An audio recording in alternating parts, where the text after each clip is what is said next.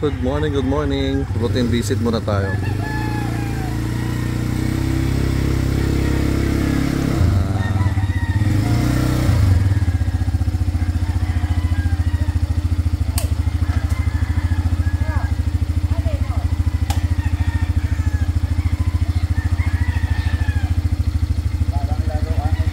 Kaya nga po. New toy for the farm. With Sir B-Boy.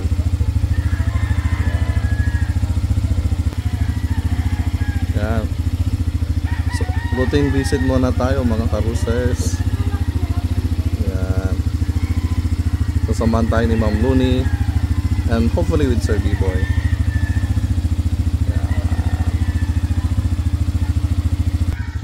Thank you. Ayan nga, at yan, ang ating driver ngayon ay si Ma'am Looney. Sasamahan tayo sa ikot sa kanilang manukan. So, first stop, dito muna tayo sa mga buyers nila. So, yan, pili-pili lang ng mga manok at para magkasundo.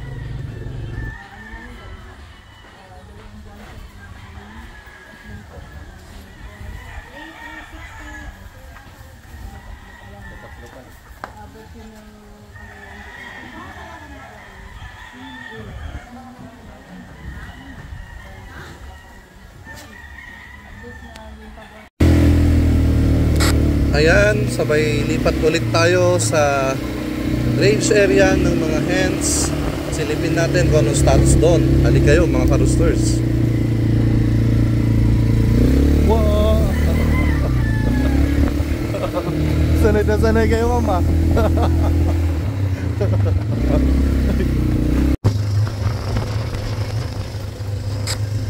Ayan, na-amaze lang at nakiangkas muna tayo. Pasensya na mga karoosters, hindi tayo sanay. Pero next time, tayo naman na magdadrive niyan.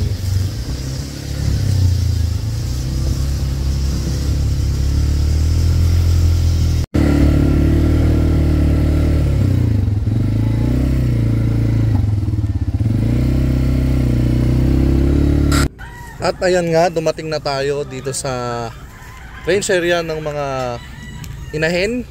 At inabutan natin si supervisor dito sa part na to.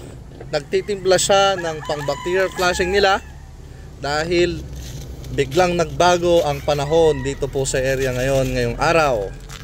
Siyempre ang gamit ay ang Ambroxetil Max. So ang timpla niyan isang sachet sa 4 liters of water.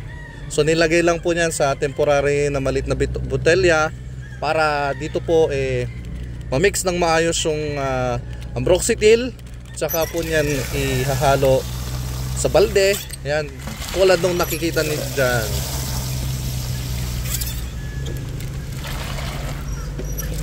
Yan, tsaka yan ihahalo sa tubig ng mga nandito ngayon sa range area.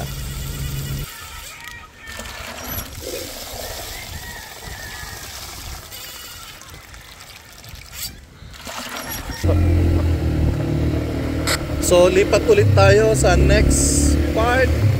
Punta naman tayo ngayon sa mga nakasalang during breeding.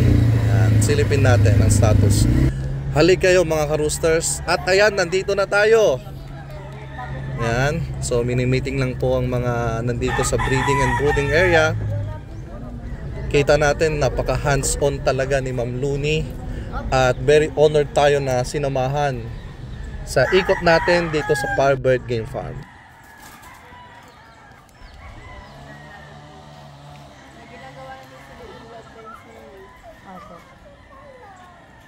Galing po kay Kuya. Jermin. Tapos pahinga ulit yung iba. Palit ulit. Sige. Pwede ka bang magtimpla? Ayan, inabutan natin sila na maghahalo na ulit ng kanilang panghalo sa mga nakasalang during breeding. So syempre potency yan. Ayan, syempre ka-alternate yan ng ating breeder ADE. So yan, pupunta na si Kuya para maghalo, no? So ito naman 5 grams sa 4 liters of water. Yan, dire-diretso lang yan. Straight 4 days, pwede rin every other day. Depende sa pangailangan ng ating mga alagang manok.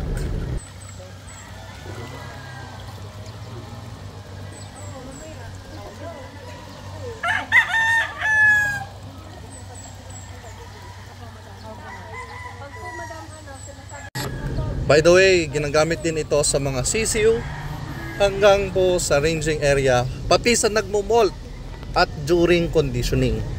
So, the supplement for all generation, Progen-C. Yan. Dali! Yung dalawang yun.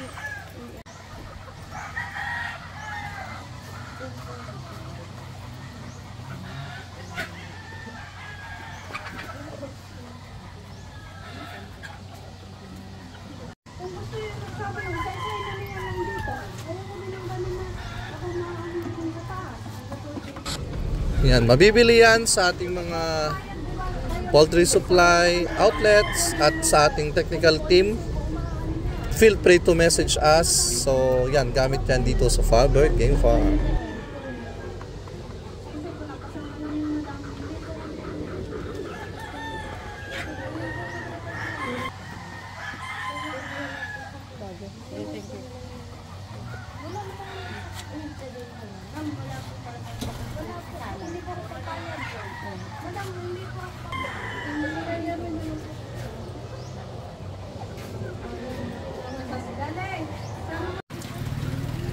At dahil naulan, ayan,